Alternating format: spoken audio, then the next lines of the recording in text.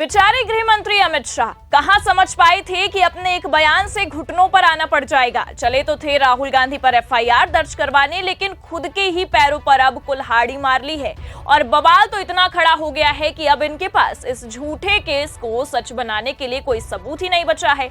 और तो और गुरुवार को परिसर में कराई गई सारी नौटंकी का भी पर्दाफाश हो गया है। नमस्कार, आप देखना शुरू कर चुके हैं 4 PM न्यूज नेटवर्क और मैं हूं आपके साथ प्रगति ठाकुर।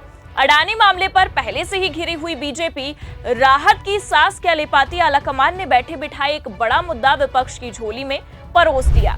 कहा बेचारे बीजेपी के तमाम सांसद ये सोच रहे थे कि चलो अडानी से छुटकारा मिला, बाल बाल बच गए, लेकिन संविधान पर चर्चा की शुरुआत ही क्या हुई, ऐसा घिरे कि अब तो आलाकमान के इस्तीफे तक की नौबत आ गई है। तो कैसे अपने एक बयान से अमित शाह ने बचने की कोशिश करते हुए इतना कुछ नाटक करवा दिया, ये भी आपको बताएंगे। साथ ही कैसे राहुल गांधी पर लगाए गए सभी झूठे केस का अब खुलासा हो चुका है और बीजेपी घुटनों पर आ चुकी है, उस पर भी आएंगे। लेकिन सबसे पहले आपको ये बता दें कि अडानी से लेकर मणिपुर और मणिपुर से लेकर बाबा साहेब के अपमान तक इन सभी मामलों ने अब बीजेपी की लुटिया डुबो दी है और भारतीय जनता पार्टी के पास अब कोई चारा नहीं बचा है, क्योंकि पहले से ही संविधान को लेकर घिरती हुई भाजपा एक बार फिर संविधान विरोधी होने का तमगा झेलना शुरू कर चुकी है। और तो और आपको बता दें कि आलाकमान ने बाबा साहेब अम्बेडकर को लेकर ऐसा विवादित बयान दे दिया, जिसके बाद इतना बखेड़ा खड़ा हो गया कि ये बखेड़ा तो अडानी का मुद्दा भी खड़ा नहीं कर सकता था। पहले तो गृह मंत्री ने बाबा साहेब का अपमान कर दिया और उसके बाद जब माफी मांगने की बात विपक्षी खेमा करने लगा तो उसके लिए भी राजी नहीं हुए और इनकी तानाशाही आप देखिए, उल्टा विपक्ष पर ही आरोपों की लड़ी बिछाने लगे। फिर जब इससे भी बात नहीं बन पाई तो मारपीट, हाथापाई तक की नौबत आ गई और बीजेपी ने अपने पैतरे आजमाते हुए पूरी तरह से नेता प्रतिपक्ष राहुल गांधी को इस मामले में फंसाने की कोशिश की। लेकिन अब आपको बता दें कि आलाकमान खुद इस मामले को लेकर घिरते जा रहे हैं और कल जो कुछ भी हुआ, जो भी नौटंकी हुई, उसका सारा कच्चा चिट्ठा खुलकर सामने आ गया है। आगे इस पर और चर्चा करें उससे पहले आप ये बयान सुन लीजिए। राहुल गांधी जी भीतर में थे, मैं बुला के लाया राहुल गांधी जी को। अरे सारा सीसीटीवी फुटेज है, जांच कर लो। राहुल गांधी जी ने जिस महात्मा गांधी को नजदीक से महसूस किया है, नेहरू, लाल बहादुर शास्त्री पटेल को उन्होंने जिया है, तो उस व्यक्ति से आप तुम की भी उम्मीद मत करिए। वो तो सीधा कह रहे थे कि छोड़ दो, बीच से इन लोगों को हंगामा करने दो, बगल से निकल जाओ। वो तो प्रियंका गांधी जी से बहस करने लगे और धक्का मुक्की करने लगे, तब जाकर के वहां पर वो भी बीजेपी के जैन सांसद इस तरह का व्यवहार कर रहे थे। बीजेपी के सांसद, आज तक मैं 7 बार संसदीय जीवन में हूँ, यूनिवर्सिटी अध्यक्ष, आज तक मैंने इस तरह के माहौल लाइफ में मैंने नहीं देखा कि सत्ता पक्ष मारने पर उतारू हो जाए और गाली गलौज लगातार कर रहा हो। इस बयान को सुनकर आप समझ सकते हैं कि कितना गलत आरोप लगाया गया है और कितना बेबुनियादी आरोप लगाया गया है। और तो और आपको ये भी बता दें कि केवल धक्का देने का आरोप ही नहीं लगाया गया, इस तरह के झूठे केस में फंसाकर एफआईआर भी दर्ज की गई है। जी हाँ, देखिए खबर भी हमारे पास मौजूद है। राहुल गांधी के खिलाफ एफआईआर दर्ज, बीजेपी की शिकायत पर दिल्ली पुलिस का एक्शन। तो आप देख सकते हैं कि एक तरफ पप्पू यादव ये कहते हैं कि जिस जगह पर ये हाथापाई या फिर हम कह सकते हैं कि जो घटना हुई, वहां राहुल गांधी मौजूद ही नहीं थे, राहुल गांधी वहां पर थे ही नहीं और बीजेपी ने एफआईआर भी दर्ज करा दी है। और आपको बता दें कि 6 धाराओं के तहत राहुल गांधी पर एफआईआर दर्ज की गई है। देखिए दैनिक भास्कर की खबर में क्या लिखा हुआ है। राहुल पर 6 धाराओं में एफआईआर। धारा 3-5 के तहत सामूहिक अपराध, धारा 115 चोट पहुंचाने के इरादे से काम करना, धारा 117 जानबूझकर गंभीर चोट पहुंचाना और धारा 125 निजी सुरक्षा को जानबूझकर खतरे में डालना, धारा 131 धक्का देने और डराना धमकाना, धारा 351 धमकी देना। जिस तरह से दैनिक भास्कर की खबर में आपने भी देखा कि 6 धाराओं के तहत एफआईआर दर्ज कराई गई है, लेकिन पप्पू यादव ये कहते हैं कि वहां पर राहुल गांधी मौजूद ही नहीं थे। तो इससे ये साफ साफ समझा जा सकता है कि बेबुनियादी तरीके से राहुल गांधी को फंसाने की कोशिश की जा रही है।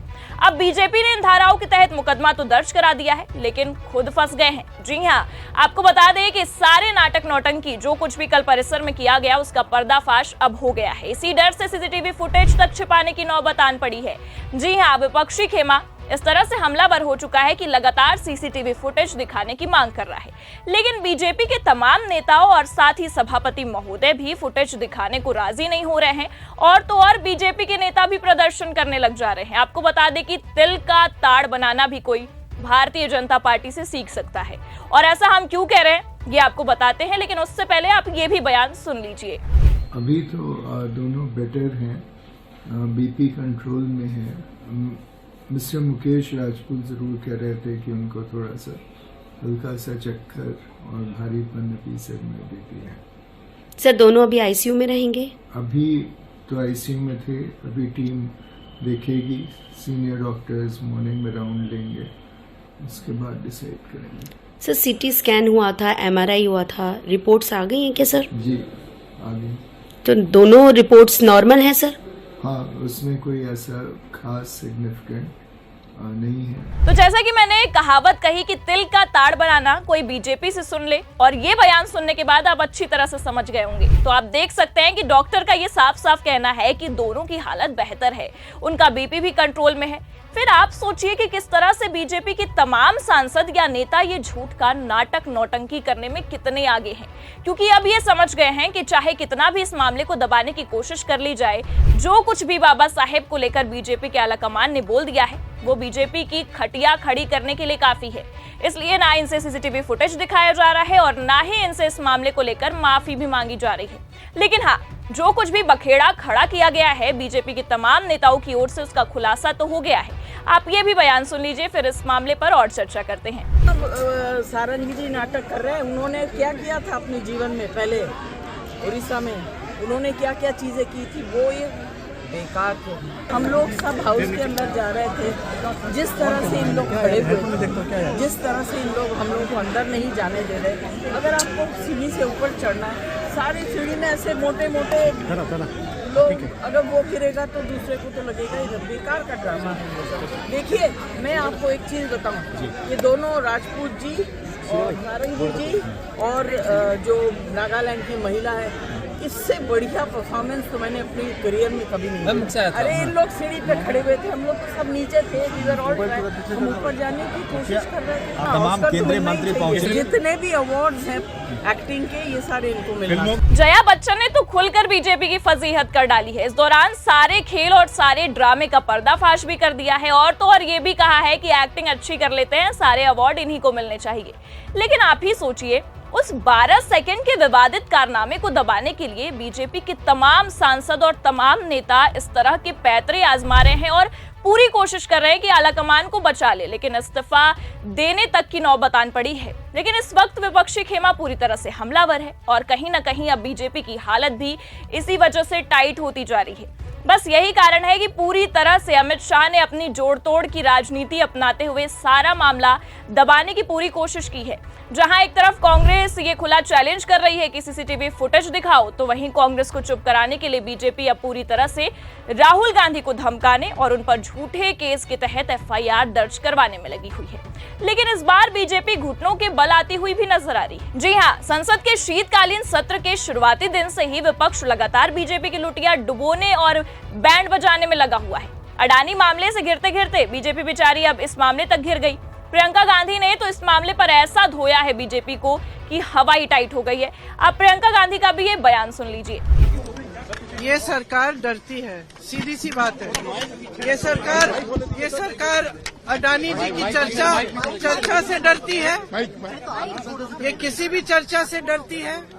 अब ये जानते हैं कि इन्होंने जो किया, इनकी असली भावना निकल आई है, जो अम्बेडकर जी के प्रति इनकी असली भावना है वो निकल आई है। इसलिए अब ये अब ऑपोजिशन से डर रहे हैं, क्योंकि हम इस मुद्दे को उठा रहे हैं, क्योंकि ये इस मुद्दे से जुड़ा पूरे देश का हित है।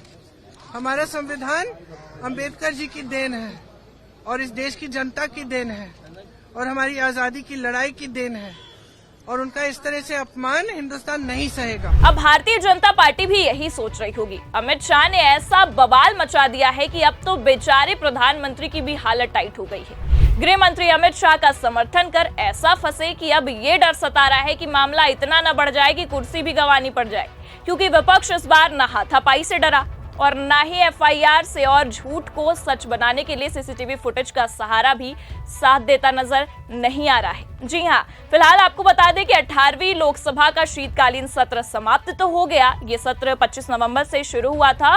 पूरे सत्र में कुल 20 बैठकें हुई। दोनों सदन लोकसभा और राज्यसभा में लगभग 105 घंटे कार्यवाही ही चल पाई और इस कार्यवाही से बीजेपी की नैया डूब गई। विपक्ष ने जमकर घेरा। सत्र की शुरुआत अडानी मुद्दे पर हंगामे से हुई थी, जिसका जवाब सत्ता पक्ष दे ना सका। फिर विपक्षी सांसदों ने मणिपुर और किसानों का मुद्दा भी उठाया, उसमें भी बीजेपी की हवा टाइट हो गई और तो और सत्र खत्म होते होते अंबेडकर मुद्दे पर जमकर हंगामा हो गया।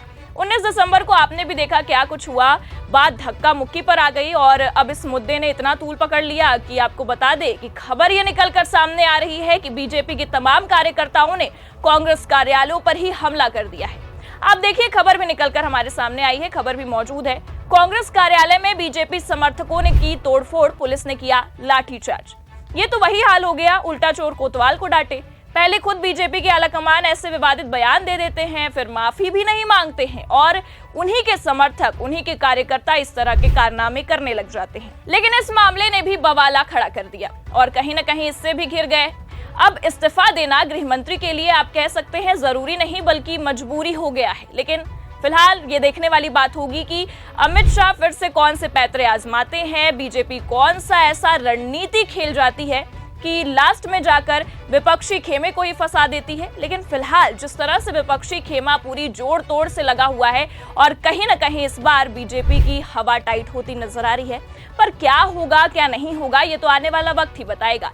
लेकिन जिस तरह से बीजेपी के इस काले कारनामे और ड्रामे का पर्दाफाश हो गया है और जिस तरह से ये बयानबाजियां हुई हैं, उससे लेकर आपकी क्या राय है कमेंट करके जरूर बताइएगा और खबर कैसी लगी लाइक और शेयर जरूर करिएगा। देखते रहिए 4 PM न्यूज नेटवर्क। नमस्कार।